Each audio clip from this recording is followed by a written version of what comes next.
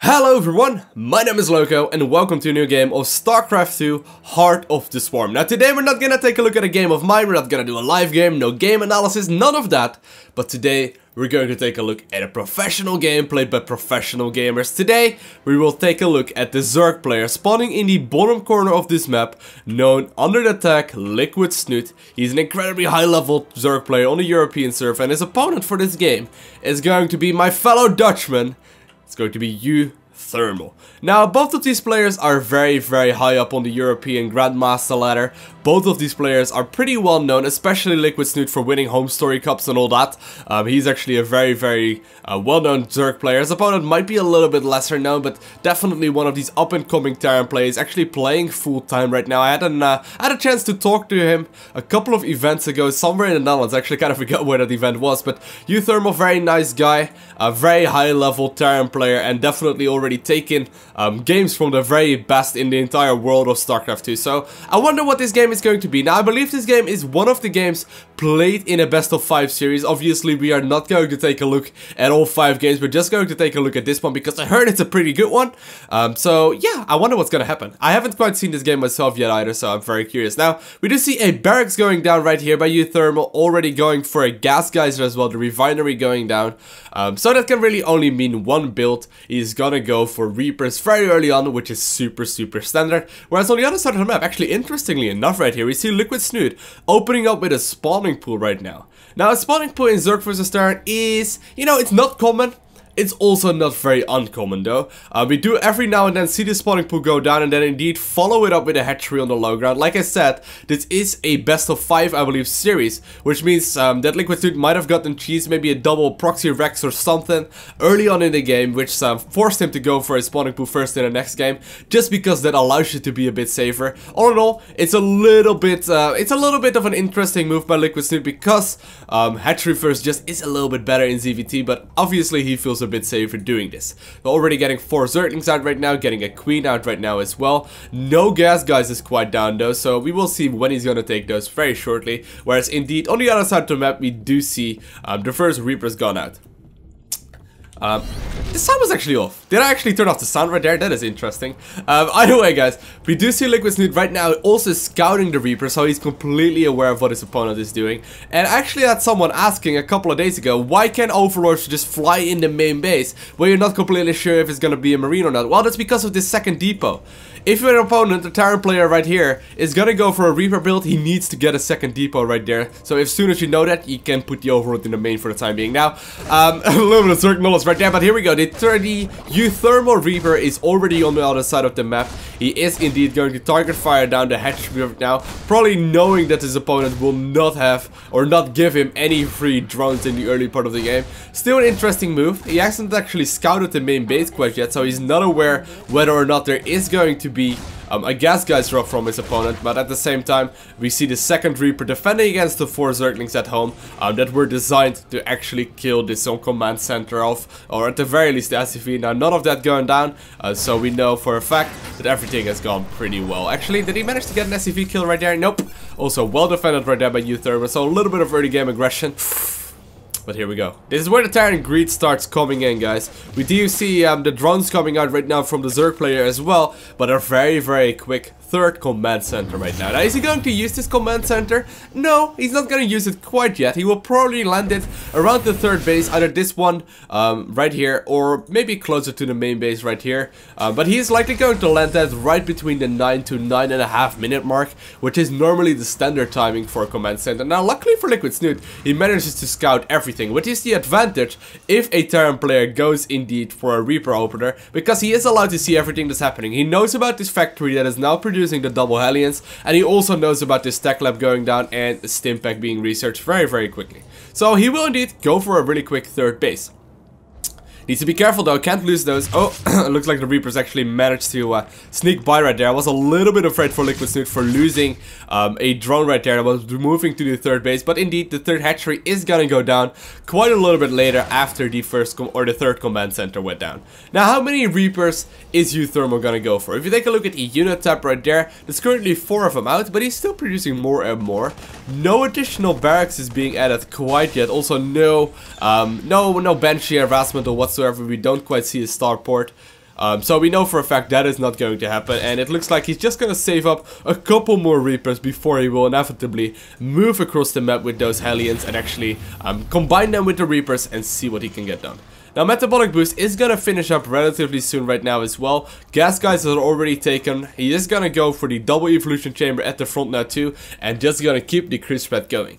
Now, I am always interested when Zerg players decide to go for the Zerglings, and it looks like this is indeed the moment that LiquidSnute decided, okay, I'm gonna make a couple of links. He's gonna need a whole lot more though. Let's take a look at the unit tab. Right now there is 6 Hellions out. Are there any more in production? Doesn't look like it. No, he's indeed gonna follow it up with a reactor at home. Gonna start producing the Widow Mines most likely, but here we go. Needs to be very careful. There's a ton of drones right now that are waiting to get barbecued right now. Luckily for LiquidSnute, uThermal is not aware of them. He didn't manage to get a sneak on those. If he would have seen those though, this would have been a very, very tasty drone line. Now, luckily for LiquidSnute, that did not happen. So we are pretty, you know, he must be pretty happy right now. He is producing more and more links right now, as well as a couple of drones, making sure he has some early game defense. But I really wonder what uThermal wants to get done with these Hellions. He's likely going to use them for the time being to just control the creep. He needs to know for sure that this creep is not going to go all the way across the map, which is usually what the first 4 to 6 Hellions are really meant to do. Now, meanwhile, on the Terran side of things, we do see the 3rd Commander indeed moving over right now to the 3rd base, it looks like.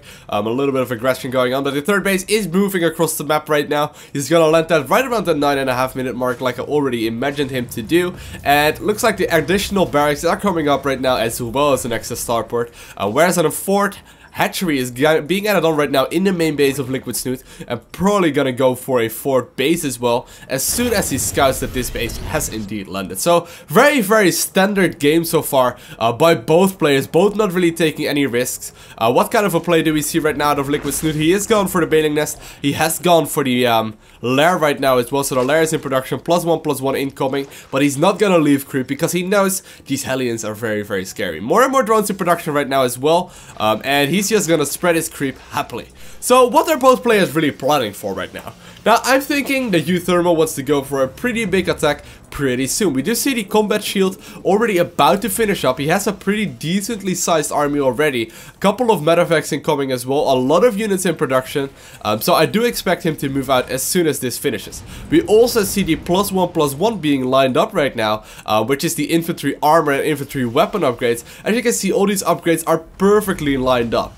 Now, the Zerg player has already responded. As you can see, his upgrades lined perfectly up as well for defensive purposes, but both players are looking to get a little bit more active on the map right now, trying to get some map control going, but neither is really looking to do a lot of damage. We see poop or creep being pooped right now on the 4th base, so LiquidSnute is aware that that one isn't quite up yet, whereas we also do not see a 4th base quite yet from the Zerg player. A little bit of a drop going on right now in the main base of LiquidSnute. He is going to have to defend a couple of these beautiful light bulb banelings, trying to clean up these 2 drops, and it looks like they actually managed to do that quite efficiently. The Spire is on the way right now as well for Snute, so he will be able to start producing those Mutas very soon. However, there's a couple of Hellions moving across the map. He needs to be very careful, LiquidSnute that is, that he doesn't just lose all of these Zerglings and all of these drones for nothing. Now, more and more SCV or more and more Marines coming in as well, but it looks like all the Banelings are being moved right now. They should be out in time. More and more links are gonna join the fight. A couple of queens trying to help out as well. Target firing down the medevacs, very well done, but he needs to get some good detonations going right now on these Banelings. Will he be able to connect on all these Marines? Nice splitting actually by uThermal, making sure that these Marines are not gonna die to more than like 2 Banelings, but here we go. The queens need to be very careful. He cannot lose queens at this point in the game because that will actually cost him a ton of production. He needs to keep these injects up, but it does look like LiquidSnute will be able to hold on for now. But here is the actual push that I was talking about right now. The Terran player is never gonna stop pushing out. I think he's likely gonna keep moving across the map. Take a look at the minimap right now. We see a line of Marines, a line of Terran units moving everywhere. Helmets being added on right now as well. So Snute needs to be very careful. He needs to make sure he keeps producing non-stop units. Now let's take a look at the income tab. Looks like both players are pretty even. So this is actually going to be very interesting. Who is gonna go ahead in this fight? It's all gonna come down to the upgrades, but as you can see, the production tab both players are already getting +2/+2. However, the Terran players +2/+2 will finish up a little bit earlier, so it's gonna be interesting what's going to happen. Nice splitting once more actually by uThermal, making sure that these Marines do not just die in bulk. He needs to make sure though, LiquidSnute that is, that he doesn't just give away all these Mutalisks for free. Mutalisks are not there to actually get wasted. More and more of them in production though. We see 10 more incoming. We see +2/+2 about to be finished up as well for the Zerg, whereas the Terran player already has his finished up right now. So the Terran units are significantly stronger. Economy is even right now. Neither player has gone for a fort base, so this is the moment where the Terran player has an advantage, but it does look like LiquidSnute will be able to push back this army for now.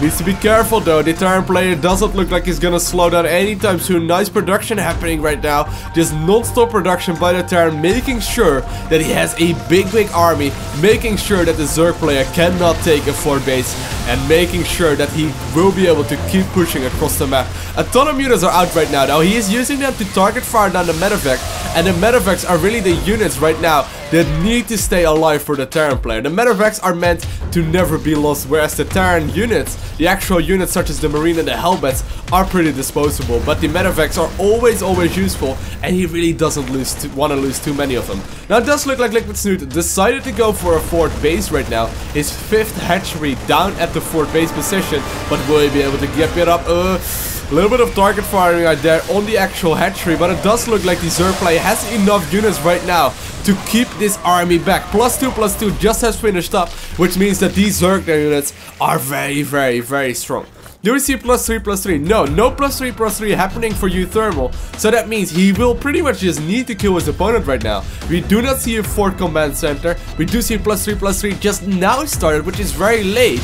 So that means that there's a big window right now for LiquidSnute to do a ton of damage in. These Widow Mines, or those non-existent Widow Mines, are gonna help out LiquidSnute a lot, because he doesn't need to worry about his micro all that much. But here we go. There's gonna be a little bit of target firing down right there. These mutas are gonna go down really quickly though, but nice Baneling splitting and nice Marine splitting as well, making sure that both players trying to trade as efficiently as possible.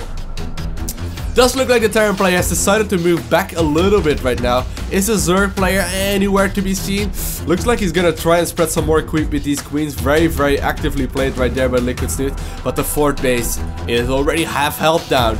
He needs to keep this one alive if he wants to stay in this game. So let's see what's gonna happen. There are a lot of Banelings in production right now. There are already a couple out on the map as well.